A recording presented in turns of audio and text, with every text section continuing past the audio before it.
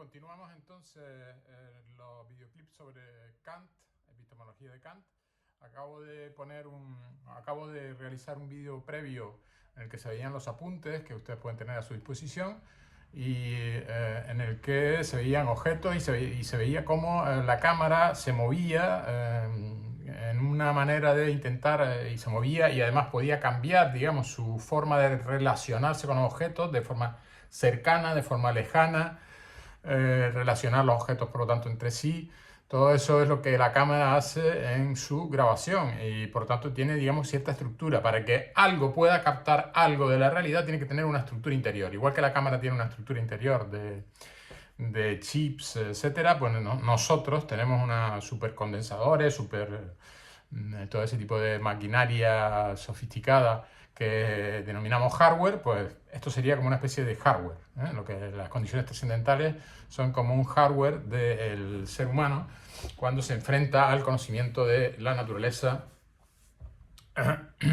o de sí mismo. Es decir, que si antes teníamos enfocada, como decía al final del vídeo anterior, nuestra atención en el mundo físico exterior, en parcelas del mundo físico exterior, por mucho que nos movamos, podremos conocer solo parcelas, nunca el mundo en su totalidad. Por eso el mundo en su totalidad, ya verán que pertenece a la metafísica suprasensible, que no es una ciencia y que no debe hacerse. En este momento, digamos, estamos, tanto ustedes como yo, dirigiendo la atención más bien a la parte psíquica, porque al estar utilizando el lenguaje y significados más o menos abstractos, como los que estamos empleando, estamos dirigiendo la atención hacia nosotros mismos. Es decir, es la razón que se critica a sí misma, ¿no? La metáfora pues sería similar, es que aunque ahora lo que se vea es mi cuerpo, lo que tiene interés no es que mi cuerpo se vea, sino aquellos significados abstractos, muchos de los cuales se apoyan en, como dirá Kant, condiciones trascendentales a priori, aquellos conceptos abstractos que ustedes van a tratar de comprender con bastante dificultad porque ya a Kant le costaba explicarlo, o sea que imagínense a mí, ¿no? Bien, estamos en la tercera parte de la crítica de la razón pura. Habíamos terminado la segunda, que era dedicada, ¿se acuerdan? La primera, estética trascendental, entendimiento. Segunda, estética trascendental, sensibilidad, matemáticas. La segunda, entendimiento, física o ciencia natural o filosofía natural y razón. O sea, física, y es la analítica trascendental, ¿no? Porque lo que se hace es dividir todos los elementos básicos del conocimiento, que finalmente son, como les decía, 12 conceptos a priori y un conjunto de principios o leyes de la metafísica de la naturaleza, que esa sí se puede hacer, la metafísica del universo entero no, pero sí de parcelas de la naturaleza. Y finalmente, tercero, la razón, que es donde vamos a entrar ahora.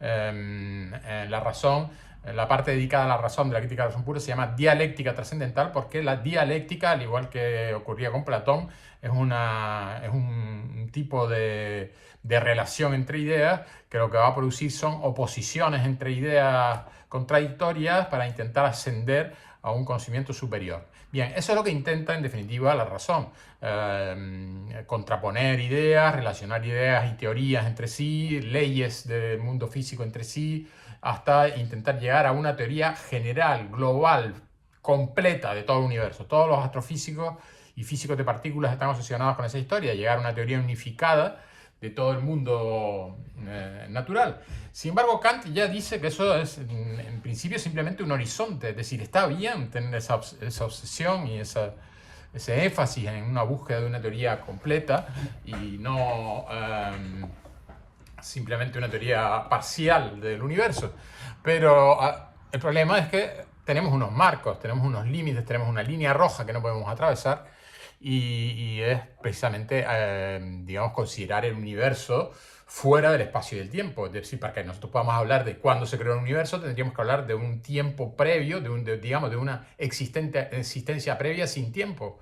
Y cosas por el estilo, ¿no? Que son completamente aberrantes. Ya nos parece de entrada que es una cosa muy compleja, ¿no? Digamos, para hablar compleja y aparentemente irresoluble.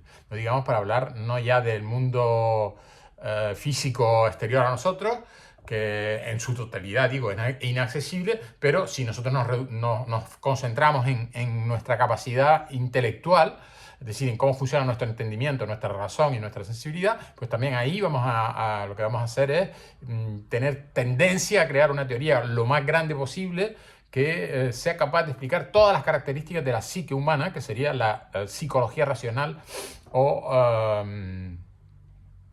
teoría del alma. Eso no se puede hacer tampoco. Una metafísica de ese tipo no se puede hacer. Bien, entonces entramos en la lectura de la dialéctica trascendental. Llevamos 5 minutos de introducción y ahora voy a entrar en la lectura directamente. La tercera parte, dialéctica trascendental, y entre paréntesis pone, así como la analítica quiere decir lógica de la verdad, dialéctica es la lógica de la ilusión. En esto, por supuesto, es distinto a Platón, puesto que la dialéctica en Platón va a llegar a ideas, se supone que completamente indiscutibles del mundo inteligible. Aquí no, aquí lo que va a ocurrir es que la dialéctica te va a llevar a ideas, en efecto, digamos, de una especie de mundo inteligible, pero al mismo tiempo te va a decir que no hay manera alguna de demostrar ningún conocimiento sobre ese tipo de ideas. Así que repito, la tercera parte es dialéctica trascendental. Así como analítica quiere decir lógica de la verdad, dialéctica es la lógica de la ilusión, por la que la razón espontáneamente cae en contradicciones y errores lógicos denominados precisamente ilusión trascendental. Pero es inevitable que caiga en ello. La dialéctica trascendental advierte que la razón quiere ir más allá del entendimiento, quiere traspasar el cuadro, quiere salir de las líneas rojas, quiere ir más allá del entendimiento, más allá de esos 12 conceptos a priori o categorías y más allá de esos principios de la física pura, muchísimo más allá a eso que decía, como, por ejemplo, una teoría unificada de todo el universo, ¿no? Y no digamos cuando se habla de la unidad de todos los fenómenos psíquicos, que sería la teoría del alma, o la unidad de todo lo físico y lo psíquico juntos, de tal manera que constituyan una unidad completa y compleja, sería Dios. La totalidad infinita de todo aquello que puede existir. Nosotros solo tenemos conciencia de que pueda existir la parte material y la parte psicológica, pero tal vez haya otras dimensiones en la realidad. Eso, por ejemplo, lo diría Spinoza un siglo antes de Kant. Ya Spinoza advertía que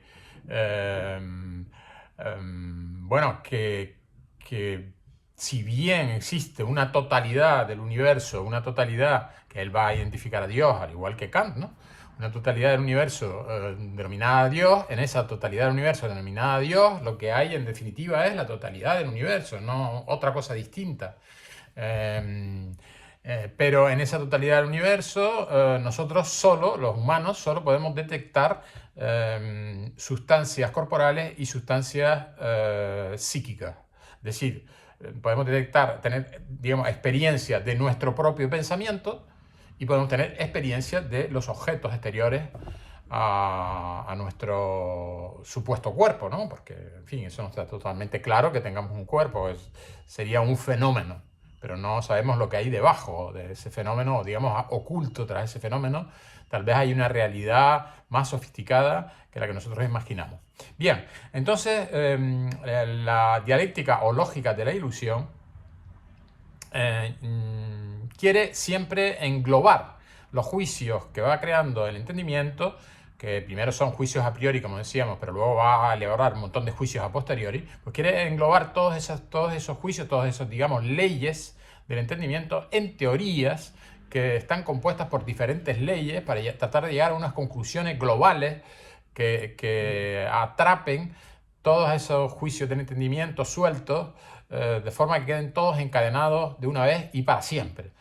De esa manera, la razón nos presiona y llega a las tres ideas de la razón pura. Las tres ideas que son el alma o unificación de todos los fenómenos psíquicos, es decir, todas las experiencias que nosotros sentimos, tanto deseos como conocimientos, como ideas, como razonamientos, juicios, teorías, necesidades como sensación de hambre, etc. Todos los fenómenos psíquicos unificados sería la ambición que trata de atrapar la idea de alma. Sin embargo, es imposible, dice Kant, no puedes alcanzar esa totalidad. Mundo sería la segunda idea de la razón pura, idea trascendental de la razón pura. Mundo, unificación de todos los fenómenos físicos. Y Dios, ideal de unidad suprema de los fenómenos físicos y psíquicos y otros si los hubiere, ¿no? Es decir, unidad suprema de todo lo existente. La metafísica racionalista pretendía realizar ciencia, es decir, una serie de juicios sintéticos a priori, sobre esos tres supuestos objetos suprafísicos o extrafísicos, o si quieres suprasensibles o extrasensibles, ¿no? Es decir, alma, mundo y Dios. Pero Kant demuestra que cae en errores lógicos. Esos errores lógicos Kant los distingue en diferentes tipos, como son los paralogismos, que son los errores lógicos en los que cae la razón cuando se enfrenta a la teoría del alma, las antinomias, que son los errores lógicos en los que cae, contradicciones en los que cae cuando trata de hacer una teoría global del mundo, de la idea del mundo, y también distintos tipos de falacias cuando se trata de abordar una teoría sobre Dios. En este sentido, la metafísica racionalista, por tanto, pretendía realizar la ciencia de esos tres supuestos objetos suprafísicos, pero Kant demuestra que cae en errores lógicos, que se reflejan en las contradicciones y falta de acuerdo, tienen su, digamos, correspondencia en las contradicciones y falta de acuerdo entre los filósofos. Es decir, el propio combate, digamos, o contradicción entre las ideas mismas de la dialéctica trascendental, cuando uno trata de hacer una teoría sobre el mundo, sobre el alma o sobre Dios, son el equivalente a la discusión entre las personas que defienden esas teorías, que son los filósofos, ¿no? Si los filósofos están constantemente discutiendo, justamente porque es imposible que alcancen una teoría unificada sobre esas tres grandes ideas que son como horizontes que nuestra razón propone e impone al entendimiento para que éste llegue cada vez más lejos. Kant desmantelará incluso los argumentos de la existencia de Dios, que son fundamentalmente el ontológico y el cosmológico. Luego hay otros, ¿no?, distintos, pero estos son los más importantes. Los desmantela como definitivamente, no transitoria o provisionalmente, sino definitivamente infundados. Es decir, se trata de argumentaciones que están siempre cometiendo algún tipo de error formal lógico, y que se puede detectar dónde está ese error formal lógico, y que es absolutamente coherente que se cometan errores al intentar hacer una teoría sobre demostración de la existencia de Dios, porque justamente Dios está más allá de las líneas rojas, más allá de las capacidades de nuestra razón. La razón permite pensar a Dios, pero no permite demostrar su existencia. Por eso es un noumeno, pero no un fenómeno. Un fenómeno sí podemos nosotros comprobar que existe o no, como por ejemplo este reloj, ¿no?, que ya he utilizado en otras ocasiones. Bien, esa metafísica de lo suprasensible nunca podrá ser ciencia, pues no es posible en ella formular juicios sintéticos a priori, pero es el resultado natural de una tendencia racional humana que es inevitable. Bien, aquí hay una cita de la Crítica de la Razón Pura, en la página 658, de la editorial de Alfaguara, de la traducción de la Crítica de la Razón Pura, donde Kant dice: la metafísica es algo inevitable. Se volverá siempre a ella como a una amada con la que se ha tenido una desavenencia. Evidentemente lo de la amada aquí tiene una connotación claramente, digamos, androcéntrica, ¿no? Es decir, no diría misógina, porque tampoco es que Kant desprecie a las mujeres, todo lo contrario. Él tenía muchas amigas y le gustaba mucho tener invitados siempre a la hora de comer, y en ese grupo de invitados casi siempre había diferentes mujeres digamos, con intereses científicos, con intereses políticos, etc., ¿no?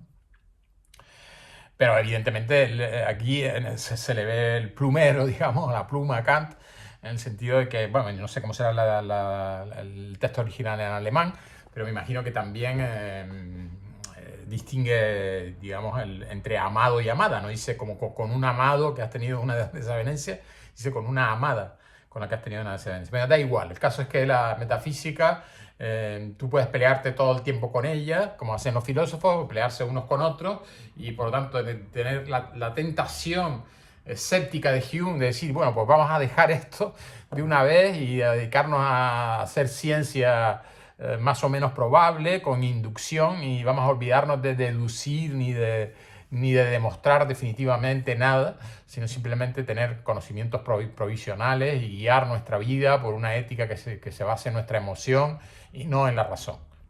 Porque, claro, tenemos siempre esta tendencia, esta tentación, ya que resolver este problema de la metafísica resulta francamente penoso, ¿no? Es que muy difícil, ¿no? Por lo tanto, aquí hemos dicho que a pesar de que es imposible hacer una ciencia metafísica, la tendencia a hacer metafísica es inevitable en el ser humano. No es por tanto superflua la metafísica, es decir, es útil.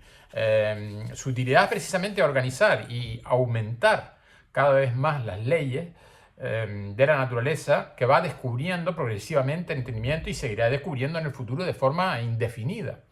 Pero hay que limitar el uso del entendimiento más allá de la experiencia para no caer en la ilusión trascendental. La ilusión trascendental es creer que las condiciones trascendentales del propio sujeto humano, que éste pone en movimiento y acción, como veíamos antes, las estructuras ideales de la mente humana para construir sus conocimientos, son también objetos independientes de él. Es decir, las categorías no son independientes de mí. Yo no puedo aplicar las categorías como una cosa independiente, la categoría de causalidad, por ejemplo, como una cosa independiente a mí mismo, a mi capacidad de conocer, y decir que todo lo que yo veo tiene que tener una causa suprema, y esa causa suprema es Dios. Porque todo es demasiado organizado, todo es demasiado armónico como para que no haya una inteligencia superior creadora, o al menos que mantiene en movimiento ese mundo tan complejo y tan bien organizado.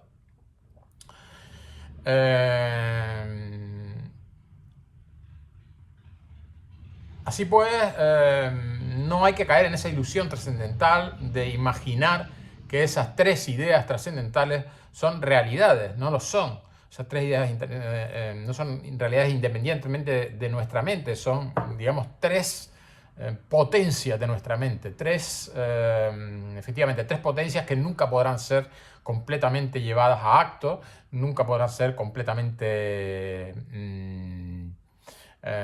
realizadas, sino solamente, digamos, van a ser como un mecanismo de impulso de nuestro entendimiento, mucho más allá que aquel que poseen los animales, que simplemente les lleva a conocer el mundo circundante, cercano y necesario para su supervivencia cotidiana.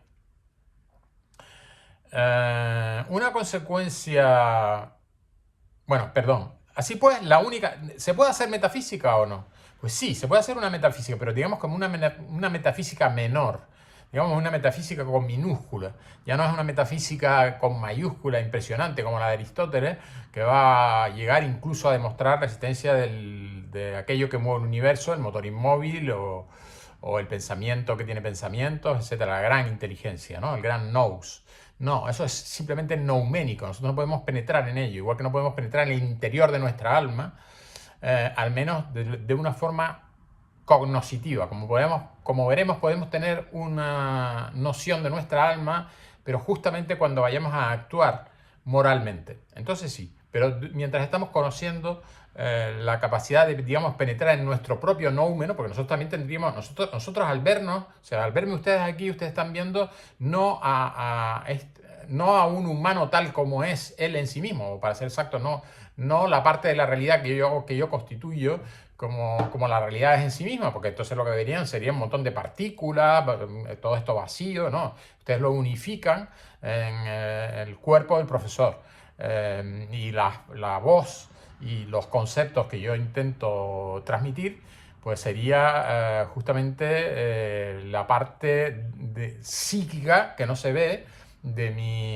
podríamos decir, de mi alma o de mi mente, y ustedes tienen experiencia en mente exclusivamente a través de el fenómeno físico de la visión de mi cabeza y la visión y la escucha de los significados, o sea, la escucha de las vibraciones sonoras, por lo tanto, de elementos físicos que luego van a despertar en las propias mentes de ustedes que escuchan justamente significados, es decir, elementos que ponen en movimiento también, al mismo tiempo que está en movimiento mi propia facultad de conocimiento al expresar las teorías sobre Kant, las teorías de Kant, perdón, al tratar de explicar lo mejor posible las teorías de Kant, en ustedes también se despierta una actividad psíquica de la que tienen experiencia, que sería la actividad más racional también, es decir, intentar llegar a un conocimiento global, completo, ¿no? Entonces Kant constantemente está diciendo, cuidado, eso no se puede hacer. Ahí sobrepasamos la línea roja, sobrepasamos los límites de la experiencia. Así pues, la única metafísica posible como ciencia en el terreno teórico es el conjunto de las 12 categorías o conceptos puros a priori del entendimiento, ¿no? Causalidad, totalidad, relación, sustancia, existencia. Veremos que incluso existencia es una modalidad de las categorías, ¿no?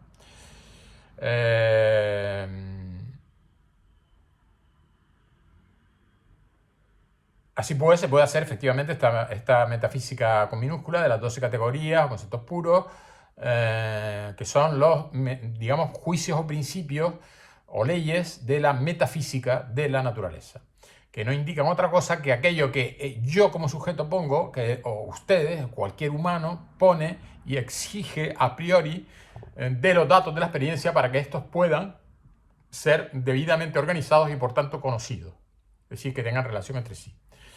Una consecuencia muy importante y valiosa para Kant de esta teoría del conocimiento es que la ética, que exige la libertad humana, no puede derivarse de nuestro conocimiento de la naturaleza, pues en ella no hay libertad. En la naturaleza todo tiene una causa, todo está determinado. Por tanto, la libertad no tendría sentido. No podemos elaborar, digamos, un conocimiento teórico sobre la libertad. El conocimiento que vamos a poder tener sobre la libertad es con un examen analítico, precisamente con una analítica de la otra facultad, que no son las 3 facultades de conocimiento, que hemos dicho sensibilidad, entendimiento, razón, sino la facultad de la voluntad, que es libre en el humano y que se detecta como libre gracias a la acción de digamos, a poner en marcha la razón práctica, y la razón práctica va a forzar a la voluntad libre a que ésta cumpla, va a presionar la voluntad libre para que ésta cumpla el imperativo categórico, que sería la ley de la voluntad libre, impuesta por la razón práctica. En ese momento, cuando nosotros nos sentimos libres, ven, ahí tenemos como una experiencia de nosotros mismos, no como fenómeno totalmente determinado y que actuamos siempre presionados por las circunstancias, sino como, digamos, una parte neuménica nuestra, una parte en la que nosotros podemos pensar, que constituye parte de nuestro ser y que sin embargo no podemos ver en un espejo ni escuchar en una conversación. Ustedes no saben si mientras yo estoy hablando libremente, es decir, si estoy hablando libremente, ustedes no pueden saber cuál es mi intención. Si mi intención es a lo mejor quedar bien delante de ustedes porque no he podido explicarles esto cara a cara, o si mi intención es cumplir con un deber que yo considero que debo realizar, porque les he dejado a ustedes pues un poco en la mitad de la vereda, ¿no? En la mitad del camino, y no han llegado al final de un largo recorrido que yo quería abordar para explicar la filosofía de Kant. Bien, voy a terminar aquí esta parte